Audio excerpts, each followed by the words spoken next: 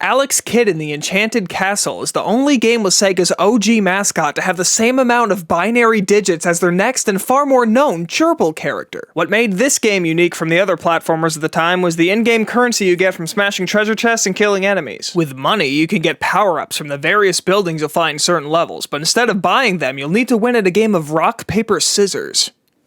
That might sound unfathomably stupid and random, but let me explain. This game takes place on the planet Paper Rock, and playing rock, paper, scissors is a huge part of their culture. See, it all makes sense now, right? You shouldn't have judged. After your opponent tells you the amount of money you must bet on the game, he then asks you if you're willing to bet your life. This makes it sound like you're not only betting money, so all throughout my childhood I never bothered, because risking your life over a game of chance didn't sound quite worth it at the time. I guess it must have been a translation issue, because it turns out losing doesn't actually kill you. You just lose the money you spend. How could they screw it up that badly? Anyway, the power-ups can give you projectile attacks, levitation, and even temporary invincibility, but the most important power-up is the amulet, which lets you read an opponent's mind when playing rock, paper, scissors. This is also the only item that can be found elsewhere. You need them because there are rock, paper, scissors boss battles at the end of certain stages, and losing them will kill you. And yet they're not the ones that warn you! You still have to think moderately fast due to them constantly changing their mind on what gesture they're gonna use, but thanks to the amulet, they're no longer the worst boss battles in the history of video games. Now, you could keep entering the same building and grind until you have enough power-ups to make the game very easy, but the price of admission gets more and more expensive every time you win, and it only resets in later levels. You will also need 1,000 coins if you wish to continue after losing all your lives, so you'll need to balance how much money you spend and save, which is pretty well thought out. In concept, anyway. All the treasure chests respawn when you die, so getting 1,000 coins is very easy. Even on hard mode, where you only start with 1 life, it's still easy. But it's the closest the game gets to having a balanced currency system, so I guess I'd recommend playing on that. Especially since there's an unexplainable glitch on easier difficulties that sends you back to level 9 if you die in level 10. Every level except that one doesn't make you replay an earlier level just to try again. I originally thought this was intentional since it's the only level where you can fall to your death, and it's right after the only level with vertical platforming, but I guess not because this doesn't happen in hard mode. How is that even possible? From a programming standpoint, how?